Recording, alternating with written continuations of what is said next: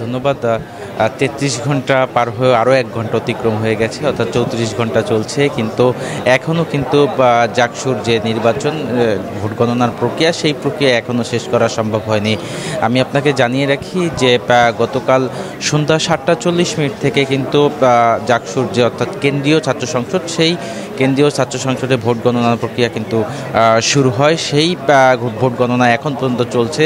সর্বশেষ খবর পাওয়া পর্যন্ত আমরা যেটি জানতে পেরেছি যে মোট ২১টি কেন্দ্রের মধ্যে ১২টি কেন্দ্রের ভোট গণনা শেষ হয়েছে, অর্থাৎ এখনও কিন্তু ৯টি কেন্দ্রের ভোট গণনা বাকি রয়েছে। এই ভোট গণনা শেষ হতে কতক্ষণ লাগবে সেই বিষয়টিতে কিন্তু আমরা এখনও নিশ্চিত হতে পারিনি। নির্বাচন কমিশনের পক্ষ থেকে কিন্তু গতকাল বলা হয়েছিল যে গতকাল রাতের মধ্যেই এই ভোট গণনা প্রক্রিয়া শেষ হবে এবং ফলাফল ঘোষণা করা হবে, কিন্তু তাদের সেই আশা আসলে পূরণ হয়নি।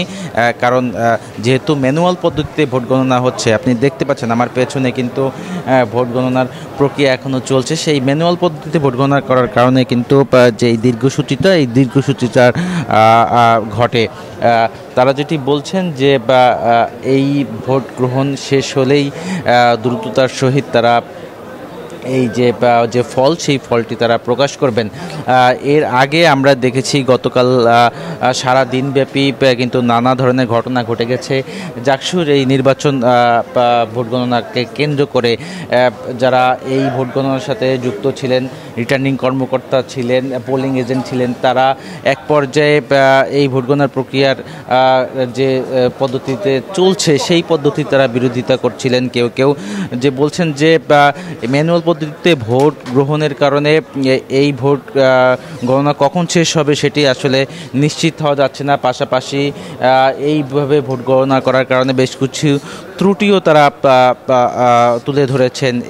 এই বিষয় নিয়ে গতকালকে সন্ধ্যার দিকে কিন্তু বিশ্ববিদ্যালয়ের যিনি ভিসি রয়েছেন, সেই ভিসির উপস্থিতিতে একটি ঘণ্টাব্যাপী একটি বৈঠক হয়। সেই বৈঠকে আসলে সব পক্ষের মতামত তুলে ধরা হয়। তো এরপরে কিন্তু আমরা দেখেছি যে সেই বৈঠক শেষে বের হয়ে ভিসি যিনি রয়েছেন তিনি কিন্তু এই যে ভোট গ্রহণ প্রক্রিয়া, সেই প্রক্রিয়া যেইভাবে চলছিল অর্থাৎ ম্যানুয়াল পদ্ধতিতে চলছিল, সেই ম্যানুয়াল পদ্ধতিতেই চলবে বলে ঘোষণা দেন।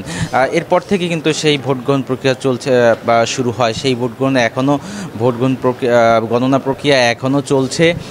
এখন পর্যন্ত আমাদের কাছে যে তথ্য রয়েছে যে 12টি কেন্দ্রের ফলাফল বা 12টি কেন্দ্রের ভোট গণনা শেষ হয়েছে, এখনও 9টি বাকি রয়েছে। এই ছিল আমার কাছে এখন পর্যন্ত সর্বশেষ সংবাদ। জহুর, ভোট গণনার যে সময়ের কালক্ষেপণ সেটা তো এখন হাস্যকর একটা বিষয়ে পরিণত হয়েছে। সবাই এটা নিয়ে এখন যে আবেগ উৎকণ্ঠা সেটা আসলে মানুষের কাটছে না যে ঠিক কখন নাগাদ এটার ফলাফল আসতে পারে। সবার মধ্যে এটা নিয়ে কিন্তু একটা ধোঁয়াশা কাজ করছে। আর আমি এই যে প্রক্টর অফিসের সামনে অবস্থান করছি, এইখানকার যে পরিবেশ এটা কিন্তু একেবারে শান্ত স্বাভাবিক।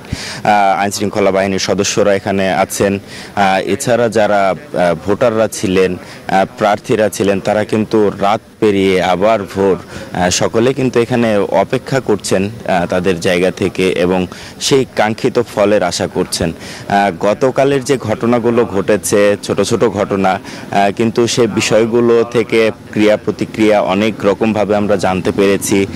একজন নির্বাচন কমিশন সদস্য তিনি পদত্যাগ করেছেন সন্ধ্যার পরে এবং তার প্রেক্ষিতে সমন্বিত শিক্ষার্থী জোট তারা একটা প্রতিক্রিয়া জানিয়েছেন এবং সেটা নিন্দা জানিয়েছেন এবং তারা এক কথায় এটা জানিয়েছেন আমাদেরকে যে কোনো রকমভাবে তিনি পদত্যাগ করলেও এই অনিয়মের দায় তাকে ছাড় দেবে না এবং এই দায় তাকে নিতেই হবে।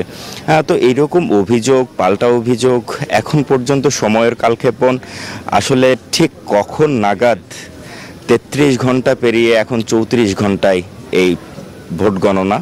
ঠিক কখন নাগাদ এটার ফলাফল ঘোষণা হতে পারে এটা কিন্তু আসলে এখন আমাদেরও বোধগম্য নয় এবং আমরাও এই বিষয়ে কোনো সঠিক তথ্য পাচ্ছি না।